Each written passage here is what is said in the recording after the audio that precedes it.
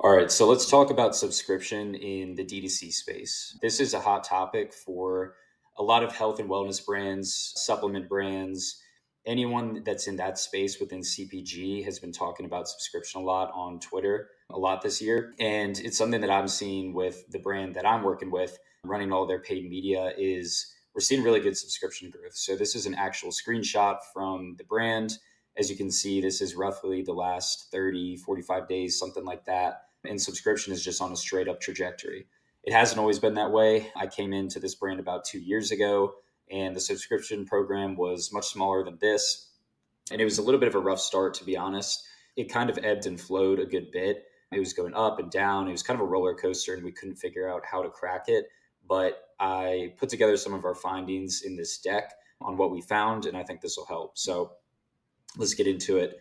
First is just showing you the power of subscription. So this is a actual AOP of one of the brands. And what this is basically showing is where we're at with actuals in terms of ad spend, it's in terms of sales targets versus what was forecasted. So this is for Q1 of 2025. So we're 3 months into the year. As you can see on the far right side, we have the pacing against goal.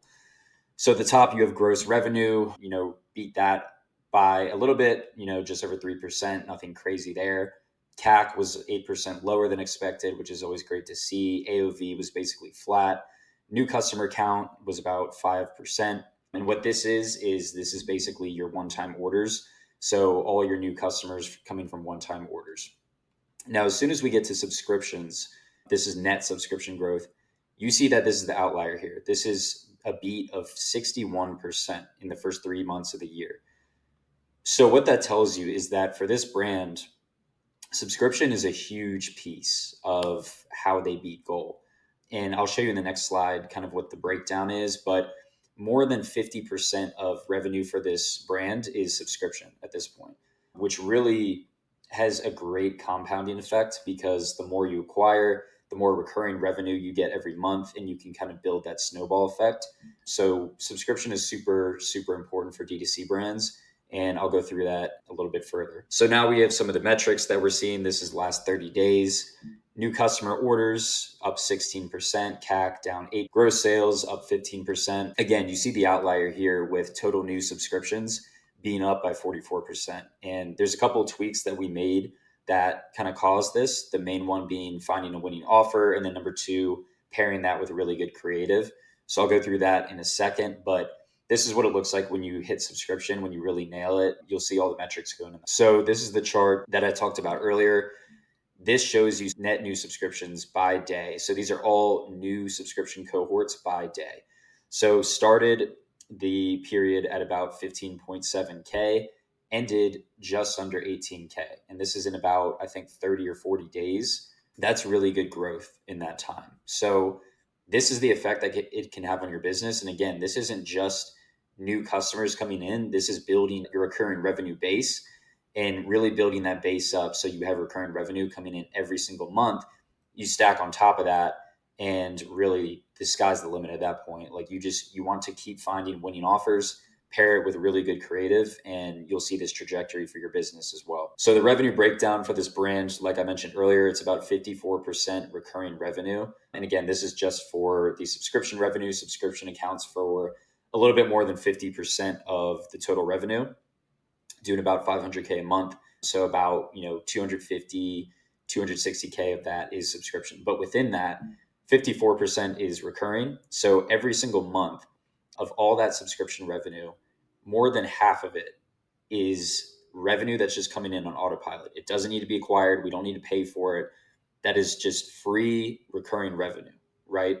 So that's really the power of subscription, is as long as you have a good offer, as long as you take care of retention, you make sure people aren't churning a lot, you have upsells on the back end, you have a really good LTV, you can pay to acquire recurring revenue like at an insane rate.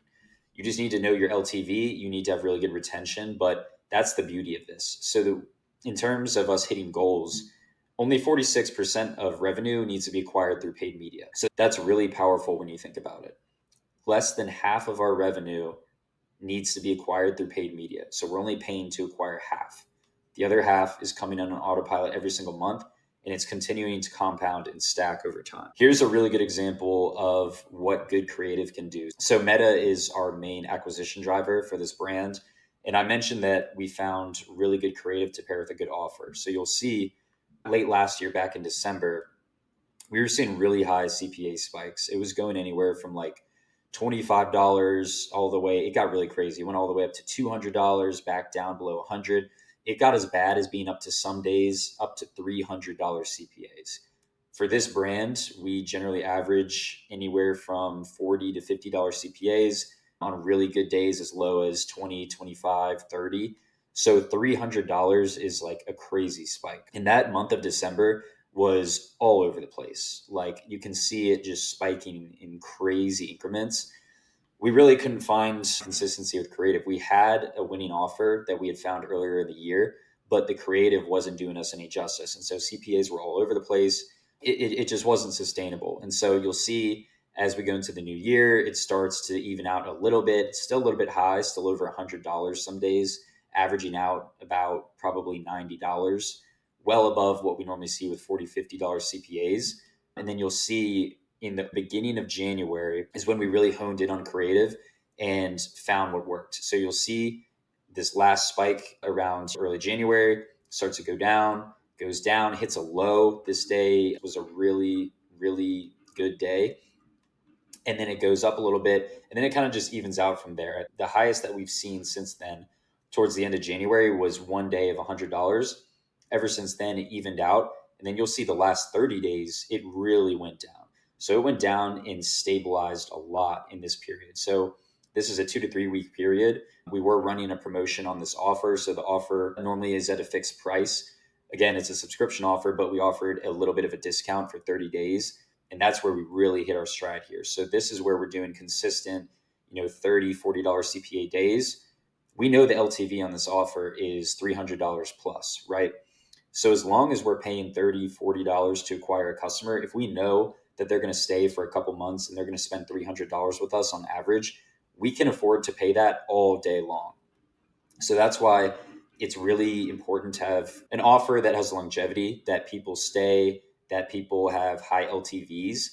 It allows you to be able to afford to acquire them at a lower cost, right?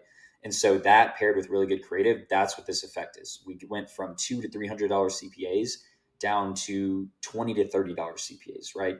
It's a 10x difference there. So that's really the importance of creative and what that can do for your business and your offer.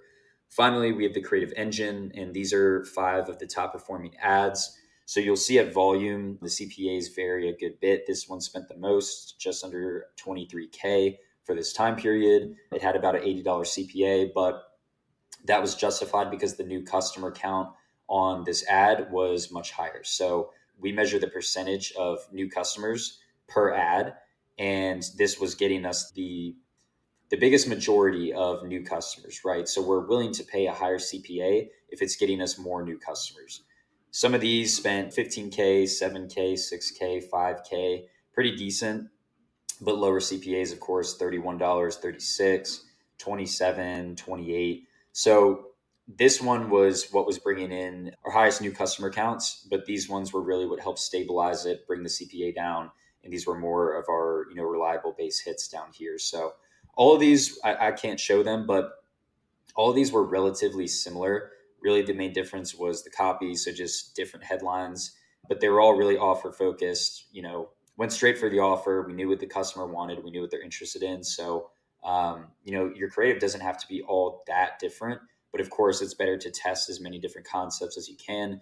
And we did test a lot to make sure that we found what worked. So that's what I have for this presentation. Really, what I want to just hit home is finding the right offer and pairing it with the right creatives can literally transform your business in a 30-day period like it's done for us. So I would just highly, highly recommend focusing on subscription, especially if you're in supplements or anything that makes sense with it. It just pays dividends on the back end. So that's what's working for us. And highly recommend going all in on subscription this year if you're not already.